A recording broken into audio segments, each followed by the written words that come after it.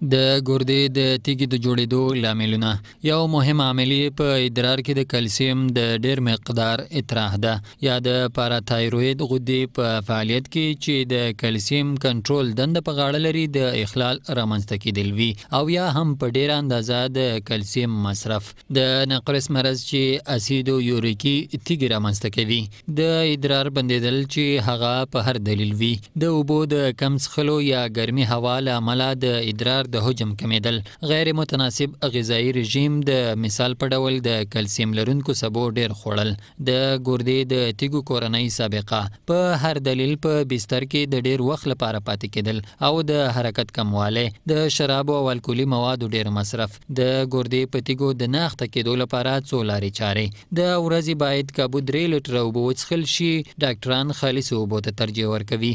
که د ګردې تیږه کلسیمي یا فاسفورسي جرړه ولري او یا په دې سیمه کې د پښتورګو د دا ډول تیږو شتون معمول وي، نو د شیدو او لبنیاتو په خوړلو کې باید احتیاط وکړو. البته یو شمېر ډاکټران بیا وایي چې د لبنیاتو خوړل د ګردو د تیږو په جوړېدو کې خاص رول نه لري. نو له همدې امله یوه ډله ډاکټران وایي په دومره اندازه هم باید پرهیز ونشي چې بدن مو کمزوري او د نورو ناروغیو لپاره مساعد شي. د کم اوبو څښل او ډېر خوله کېدل هم د ګردو د تیږو د پیدا کېدو یو مهم لامل دی.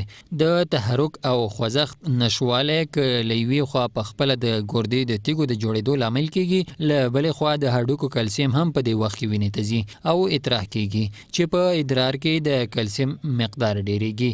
د تایراید غدې ډېر کار او فعالیت هم د کلسیمو د دفع کېدو پروسه زیاتوي او په ادرار کې د کلسیم مقدار زیاتېږي. په خپله د ګردې د منځ د جوړښت او د تیوبولونو اسیدوز او د امونیاک په تولید کې د خنډونو د رامنځته کېدل هم یو عامل ګڼل کېږي. ناپېژندل شوی عامل هم کله کله د ادرار په ترکیب کې د کلسیم د اندازې د ډېرېدو لامل وي.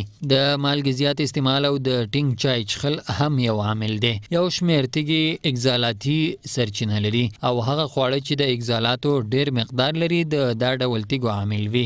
البته باید ووایو پالک، خوراکي سابه، قهوه، چای، بادام، چارمغز او پرنګي توت د اکزالاتو مهمې سرچینې ګڼل کېږي. خو د میوو ډېر خوړل د فایبرو او اوبو د درلودلو له امله ګټور دي. که د ګردې تیږه مو د اسید یوریک له ډول څخه وي، د سرې غوښې یا غټې غوښې په خوړلو کې احتیاط وکړئ. حیواني پروټین د کلسیمو او اکزالاتو د پکول ډېروي یو عامل دا هم کېدای شي. خو غذایي فایبر د ګردو په تیږو د نه اخته کېدو لپاره تر ټولو ښه خوراک دی. د ګردې ډېرې تیږې چې کوم خاص مشکل ونه لري، تداوی ته هم اړتیا نه لري، خو یو شمېر بیا خطرناک دي چې کولای شي ټوله ګرده له منځه یوسي. له همدې کبله ډاکټران وایي په هرو 4 تر 6 میاشتو کې باید ګردې معاینه شي یا الټراساوند وشي او سړی ډاډه شي چې ګردې یې سم کار کوي. ځکه ډېر وخت د ګردې تیږې درد نه لري، خو ګردې په خاموش ډول له منځه وړلی شي. که په کورنۍ کې مو بل څوک د ګردې تیږې لري، باید حتما تاسو هم له همدې پلوه معاینه وکړئ.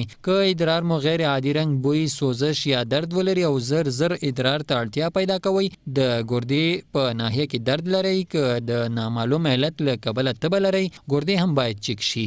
ځکه ډېر وختونه د ګردو چرک او د تیږو شتون د تبې سبب ګرځي. یو څو سپارښتنې: د قهوې له خوړلو په تیره په دې برخه کې له افراط ډډه وکړئ. تور ټینګ چای هم همدا ډول خواص لري. د لیمو ډېر استعمال د ګردو د تیږو په کمښت کې رول لري او په ادراري سیستم کې هم د میکروبونو مخه نیسي. په خوړو کې د ډول ډول ترخو مسالې او موادو زیات خوړل د تیږو یو لامل دی. باید ډډه ترې وشي.